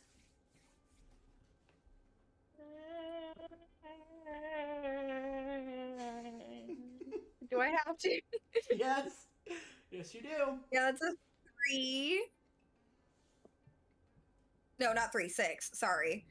Okay. One of the die was a 3. 6 total. Mm-hmm. What'd Bella get? 2d6. Mm-hmm. 2d6. That is just. You both got what is the modifier? Sharp? Yes. Yes. That's an 8. Okay. Okay. Mildly better than mine. Charlie, you're just kind of indulging in your pig drink and your food. You're kind of engrossed in this. But Bella, you're kind of munching on your fries and just kind of, it's like your ears are kind of pinging around the diner, just kind of listening in to all these kind of the talk and the chitter chatter. And you hear one of the old men say, sitting at the bar, you hear it. Did you hear what happened down at the logging mill? And the other man goes, no, what happened? And the old man says, something ripped the mill apart. Like, the mill is completely trashed. The pillars are falling in, the doors have collapsed, a lot of the logs are everywhere, but something attacked the mill. We don't know why, but something attacked the mill. And the police have blocked it all off, so we don't know why. Hey, Charlie. I'm gonna say it quietly so they can't overhear me. We might want to go check out the mill first. Alright. Guys at the bar? The guys at the bar, they were over talking about something getting torn apart. Oh. Nothing left. That definitely sounds like it'd be related. What's going on? Should take a look. Sounds good to me. So you finish eating, pay your bill, and exit the hotel, and exit the diner. You know there are 2 places to investigate. The distillery, which is a high priority, and the logging mill, which is also a high priority. Both are high priority investigations. However, you know police have walled it off. So there's probably going to be a lot of police investigating the crime scene right now. At the mill? At the mill, while the distillery is not being investigated because John has paid off the police to not investigate this area. First stop, distillery. And again, Alright. as you're kind of looking around, you see a welcome town, like a map. And most of these are pretty much in the area. However, the logging mill is 2 miles out of town, in the middle of the area you ran into the monster. Later issue. I'm just gonna point on the map and tap on the log and be like, "Dear log, later issue." It's a later issue. Yep. Agreed. Let's figure out what we're dealing with first before we go head first. Yes. So, you guys get in your car. Brrring, car clicks on, and you drive to the distillery. As you get there, the distillery is a old brick building, old like what seems to be like an old factory, but it was refurbished to be a distillery. There's old conveyor belts, some iron, like this used to be like an old, what you would seem to be as an old like ore processing plant. And some of the pipes lead down into a dilapidated and kind of crumbled in mine shaft. And there's still some kind of like broken and torn apart ore, and the conveyor belts are collapsed and broken, but there are 2 distilling tanks in the center of this area. However, one is completely, there are garage doors. One to the actual working distillery tank, and the other garage door closed to the other distillery tank, keeping that one off limits. Okay. As you pull in, you see a heavier set gentleman in a suit. Over a suit, he has, oh god, what are they called? Suspenders?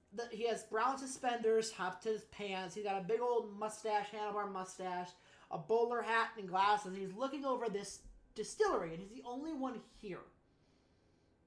And he's looking over this machine, and he's writing down numbers and all that jazz, and he sees your lights, and he turns around and looks, and he puts his hand down on his waist near a weapon. And he just keeps his eyes on you two.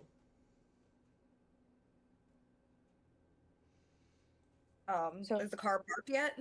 You have pulled into the back area of the distillery where everything is, and one of the garage doors is open, so you're kind of parked where that garage door is open, and the gentleman has turned around and is staring at you with this gun.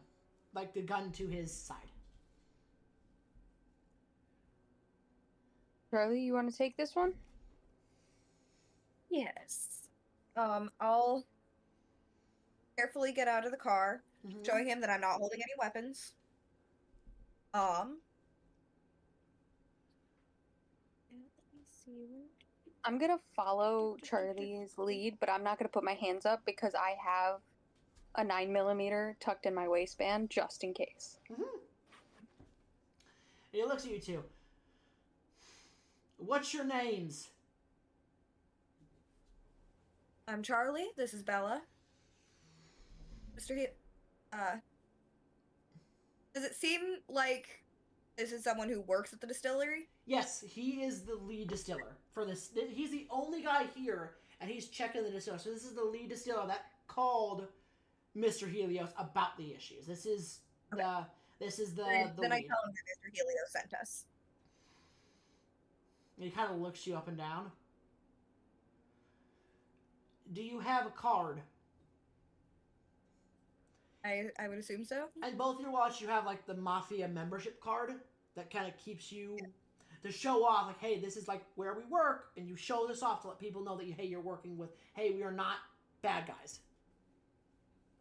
Yeah. So he looks at it, removes his hand from his gun, and goes, "Sorry, I'm a little jumpy. My name's Johannes. But did I give the distiller a name? I believe I gave him a name that you could bite his head off or something. It's in your notes, I think. I'm pretty sure I put it in. I'm pretty sure I gave you Flipping the through. name. I don't remember I believe it was Joshua. Yes. Joshua. I don't Yes. remember last names well. No, but it was. I believe Just, it's Joshua. it was a first name, Joshua. He looks and goes, "Sorry, I'm a little jumpy. Managed to make. I'm Joshua. I'm assuming Mr. Helios called you to investigate the issues we're having." Correct. and he walks to a panel by the in between the garage doors, clicks a button, walks with the face. I thought you were gonna say the pail was full of the remainder of the victim we got told about, and I was gonna be like, oh no, panel. Don't put it in a bucket. And he clicks a button, and the garage opens, and you see everything you saw in the photos: the truck, the distillery tank, the corpse. Nothing has been moved for the reason of investigation. So this is everything right here. Everything is... I'll let you guys investigate. All right. Thank you. Roll it. Investigate some mysteries. Yep, rolling sharp. I'm so good at this. I'm so good at sharp. 8. 8, okay. That's good. That's good. Math. Hold on. Mood. Math is hard. I gotta take a quick bathroom break real quick. Okay. You're doing 7. 7, okay. Cool. But I can still hear you. Alright, so there must mixed successes. So you both kind of, Bella, what do you want to investigate? Do you want to investigate the truck, the distillery tank, or the corpse itself? I have a quick question. In order to use one of my abilities, do I have to know what the monster is? Or the creature? What is the ability you're trying to use? Tune in. You attune your mind to a monster or minion? You would have to know what it is. Okay, that's kind of what I was figuring, but I wanted to know before we started investigating. Mm-hmm. I'm going to do the truck first. Okay, so it's a mixed success. So you walk over to this truck. The truck, the right side tires have been torn to bits. The truck is at an angle because the tires have been destroyed. The front end of the truck is fine. However, the hull of the truck has been ripped to shreds.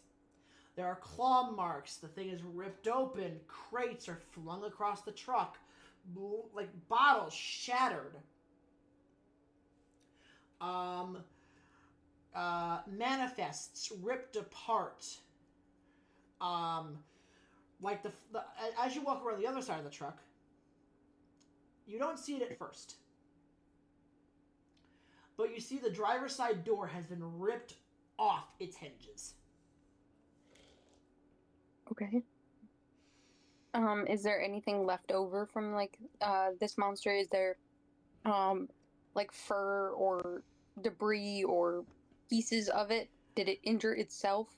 So you're looking around this truck, and you're looking and looking, and you see where that hole has been ripped open. Blood dribbled on the side of the truck, and brown deer fur.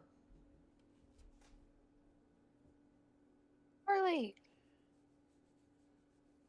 Because I'm on the opposite side of the truck now, kind of away from, like, Correct. on the other side. So I'm gonna be, Charlie, come look at this! Charlie comes to take a look. And I'm gonna point to the fur in the claw mark and be like, does that look reminiscent of something to you? Sure does look like that thing we saw. That's lovely. And you At least that guys... means we're not more than one. If it looked like something completely different, I'd honestly be more concerned. So... At least we know there's only one for right now. You see the blood. One kind. And the fur. One kind. Do you pluck the fur from the truck? Do we have something to, like, put it in? Yeah, you have, like, he's given you plastic bags to keep evidence in. So do you pluck it from the truck?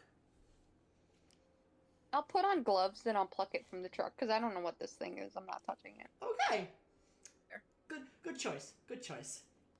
Yeah, so I'll put on gloves and I'll take the fur and put it in a bag, like as much as I can get from it, but I'm gonna leave a little bit so we know where we found it. You get a decent clump of this fur off, and you put it in the bag, and you seal it.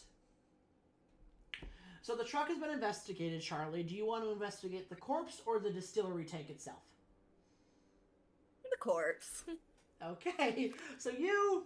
I knew immediately that's where I was going. After seeing Bella point this out, you notice first that where Bella is, you see that driver's side door flung, like, ripped off its hinges of the truck. And you see drag marks from the truck around the truck to where the corpse is. Okay. So you Looks walk like he was dragged out. So you walk over to this corpse, and this corpse is mangled. There is no, like, human remains of it at all. It is just visceral blood, guts, juices. Nothing flesh-like is left alive. No bones. No, the bones are kind of powdered into the blood. It's like it's become a slurry of soup. A soup body, if you will. Like it's been like smashed and crushed to bits, basically. It seems like something deliberately wanted no one to identify this body. Okay. It looks absolutely crushed and mangled, but it looks like most of the body, like most of the mass of the body is still here, or does it look like most of it is gone? All that remains is a pile of organs, juices, blood, and powder of bones inside. So whatever killed this human or killed this person wanted no one to identify it, so it destroyed it to its base components. Blood, guts, organs, all that stuff. And nothing has been removed. Like, it still looks like the amount of mass that a body would be. Correct. Correct. Okay. So they weren't interested in eating it. Shame. But they clearly didn't want it identified. So, you're kind of investigating this body. Disgusting to see a waste of food like this. Do you look for any kind of monster parts? Yeah, I look to see if there's anything else in there that's not human. So as you're kind of you take a stick or like something from inside the distillery, and you're kind of moving this. Look so done. The organs and the guts around, and you see a definitely wearing some gloves. Yeah, a jawbone. Double glove on that one. A jawbone. Charlie, double glove. Like part of a jawbone, just kind of based in the blood. You don't know if this guy was clean.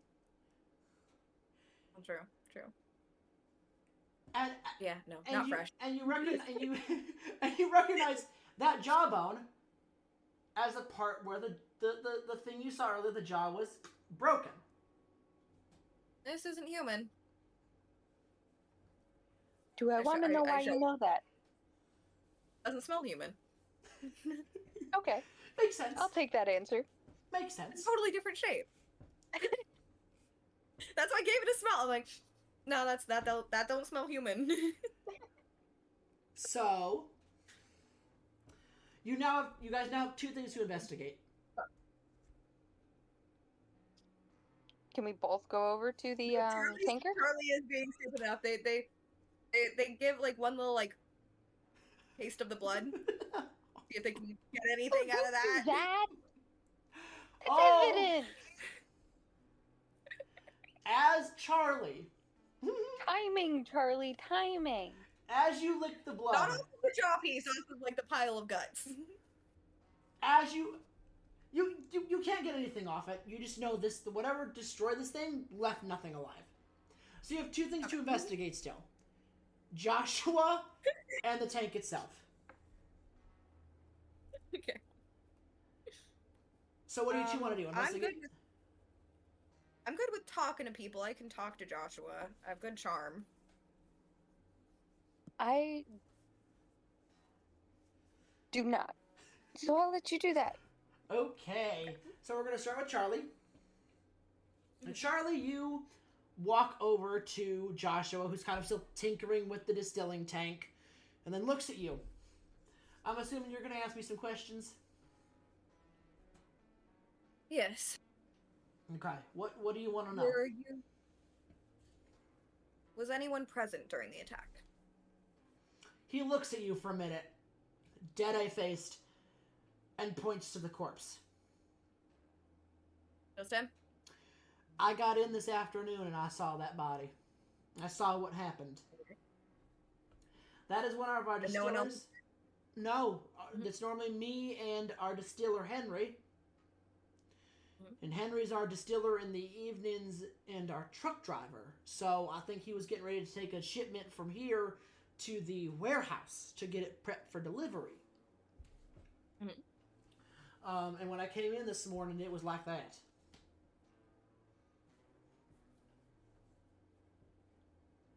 I'm sure that was quite an unpleasant thing to walk into. Not the worst I've seen in my line of work, but... Alright.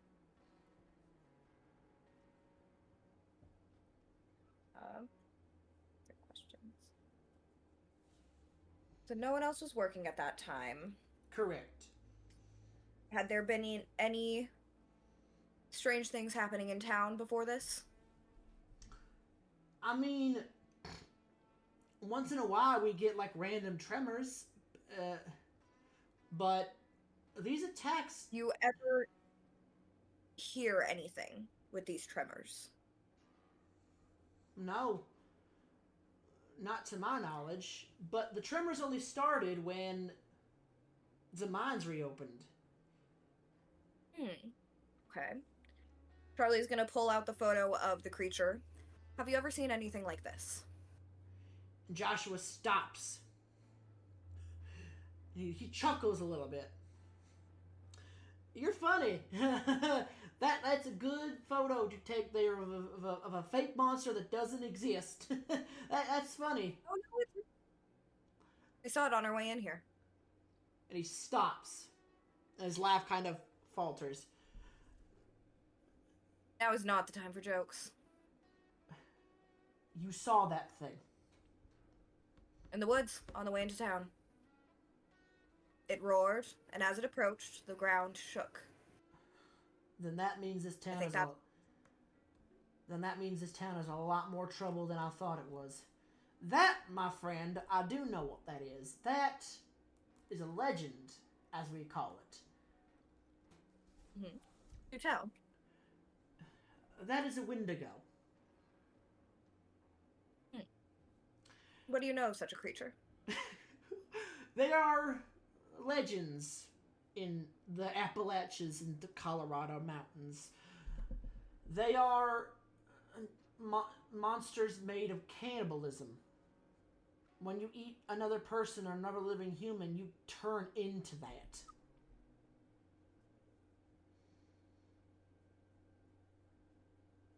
Interesting. And you said all these tremors started when the mines reopened? Yeah, you kind of said some random company came in and started reopening the mines. The mayor told them not to. Said the mines were empty, but I mean, they have the company. No, I don't. I don't rightfully know. And he points the abandoned mine shaft behind the distillery. I'm just glad they haven't gotten to this one. This one was the starting mine shaft, and it closed years ago. But they haven't bothered touching this one. So I don't rightfully know. Right. Is there anything else you know that might be helpful to this investigation?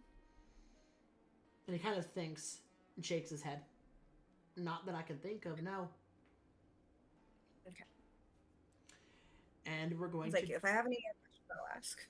He nods, and we're going to jump to Bella. Bella, you walk over this tank. The same kind of claw marks. But to your surprise, these claw marks were trying to... What you notice is these claw marks were not trying to get in to the distilling machine. It was trying to get out. Okay, then. So the claw marks are pushing outward. So it was trapped. Interesting.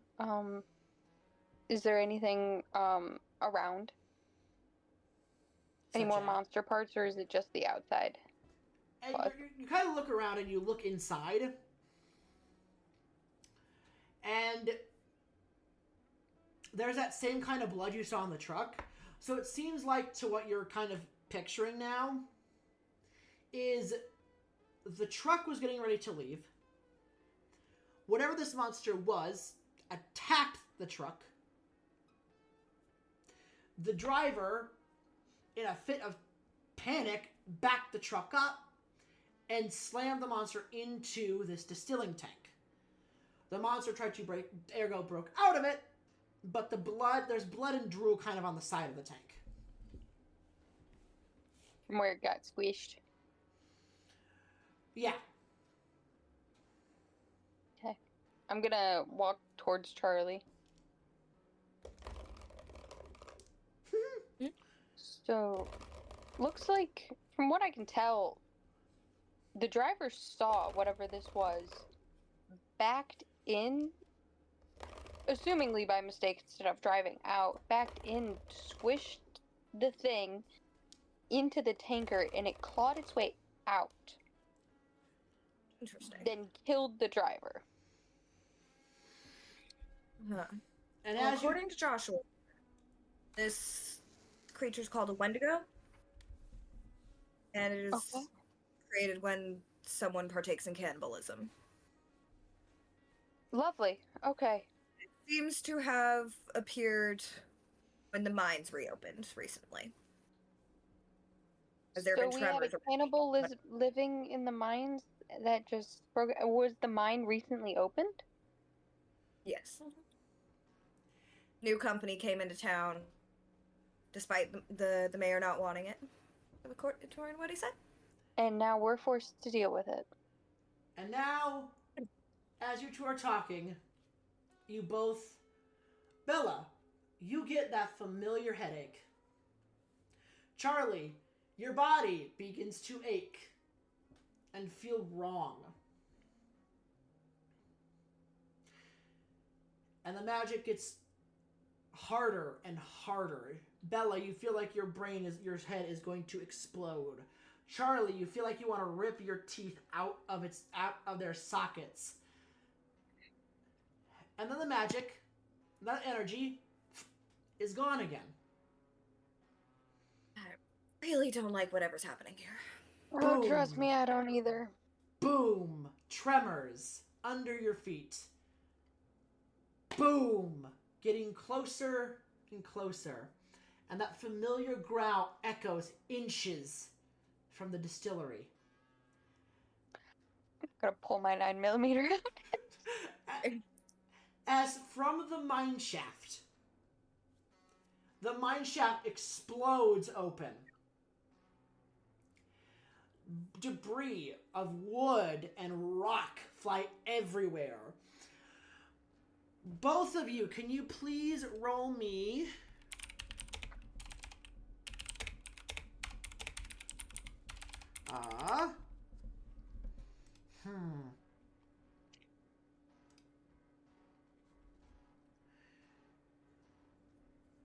Can you please roll me a kick some ass roll, please? Okay, that's tough. It's tough.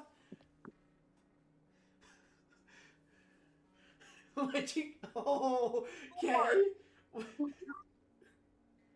What'd you get, Emma? It would have been an 11, but I have a -1 tough. So it's a 10. That's a 10. It's still good. 10 is still good. So I was so happy when I saw a 6 and a 5. I was like, yeah, aw. So Bella, you watch as this wooden rock go flying everywhere. You jump out of the way, avoiding a lot of the wood and rock that slam into the distillery. Joshua ducks out of the way and does not get hit. Charlie. Yeah. You jump out of the way.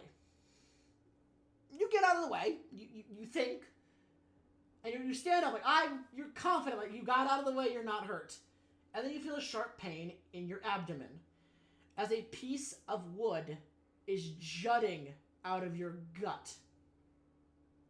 Ow! And you take 1 harm.